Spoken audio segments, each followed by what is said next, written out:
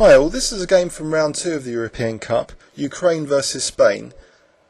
Karjakin playing against Shirov, so he played e4, Shirov played c5, and we see here a Sveshnikov Sicilian variation. So in the Sveshnikov, black accepts willingly a horrible gaping weakness on d5, in return usually for dynamic compensation. But here there are two main paths white can follow, a positional path of knight d5 and then bishop f6, which doesn't give black too much counterplay, or an immediate bishop takes f6, fracturing black's pawns. Here we see knight d5 being preferred, and after bishop e7, white taking on f6. So compared to the other line, black doesn't have such a bad pawn structure, but white's plan still revolves around getting the knights around the d5 square. So it's quite a clear-cut plan for white.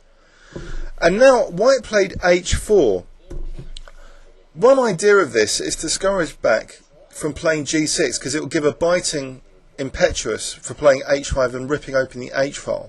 So black's discouraged from the g6 plan, which and made to say bishop g7 and f5. So instead now plays bishop e7, not wanting to weaken the king side. However, there's a little bit of planning trickery going on here, because white now plays g3, and black now is discouraged from f5 because he doesn't want e takes f5, because white would usually use the e4 square, say bishop g2 or knight e3, and it's not as nice as if there's pawns coming down, a pawn to recapture. So black instead plays bishop e6, and white now plays a3, discouraging any bishop d5s and b4s even more. Black anyway pursues this b4 plan, which is a kind of minority attack. In a minority attack, black's using a minority of pawns to attack the majority of pawns in order to create structural damage. Knight ce3 was played, strengthening that grip on the d5 square, and after rook e8. Now here is the planning trickery. Instead of the bishop routinely going to say g2, which is what you would expect, because white has weakened these light squares, so would in theory want to keep in touch with these light squares. Instead, white plays now for an occupation of the b5 square. So after a4, b4, he plays bishop b5. So this is quite an amazing combination of plans. This h4 idea to just discourage g6 and f5 from black, and now this b5 plan. So b takes c3, b takes c3. The key thing about this position though is where is the black counterplay? And it's positions and games like this which put me off myself from playing the Sveshnikov, and instead, have a look at my novel system video. Why play in such a way to give white such a comfortable game and grip on d5 and the light squares in general? It's just really annoying for the black player. After knight a7, white exchanged off the light squared bishops, so this square is even more powerfully dominated. And now white even went on to the a6 light square. So he's creating a kind of light square nightmare for black with all this pressure. And also the b file is now a target of pressure. So it's an incredibly unpleasant position to play for black. And white's now just invading at leisure with a rook to b6. And after the captures, queen a7, white doesn't even mind exchanging off queens. Because black, this bishop is just awful, this backward pawn is awful, and this square is awful. It's a Sveshnikov nightmare.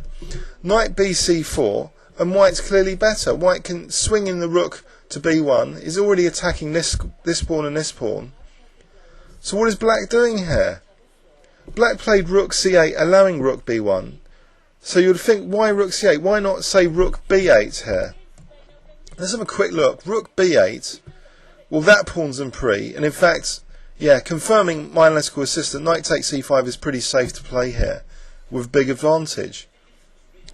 If rook ab2, then just knight c4, and you've got a big passed pawn now, past a pawn. Rook a2, just maybe a5. Should we have a quick look at a5 here? That's good enough, but there might even be a strong move here. of knight f5. No, a5 is sufficient. So black then is in a miserable position and even has to allow white to play rook b1. And this is a 2700 plus player with black playing to Sveshnikov. And this kind of thing is echoed at all lower levels to Shirov. That the light squares can just be a total nightmare. Rook b8, so there's a horrible pin now on the bishop, and white's threatening knight takes d6. g6, now white plays rook a8, and after knight c6, white now plays a crushing move, an absolutely crushing move, based on this horrible pin. He just plays knight b6. And what can white do about knight d7? He's lost complete control of this light square. Let's see, if, say, well, there's nothing that can be done here. If rook takes c7, then knight d7, and white's just forcibly winning a piece. King g7, just rook takes f8. So let's have a look at this miserable game in conclusions and summary. So, a Sveshnikov Sicilian, Shirov is encouraged by some variations where you get some counterplay as black, but in this game he didn't get any counterplay because white played this trickery plan of h4 and g3, followed now by a delayed bishop plan of trying to just occupy the b5 square. So it's all about light squares this game. A light square nightmare for black. Exchanging off the light squared bishops, coming in onto a light square, and you see the b file being viciously used, and even more so in the end game, it's even more decisive with this horrible pin on f8. And black is almost defenceless to do anything against simple threats like knight b6, and here he resigned.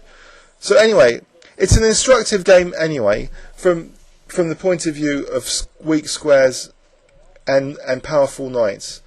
And I hope you use it to improve your own over the board game or correspondence game. So thanks for listening, and see you on YouTube.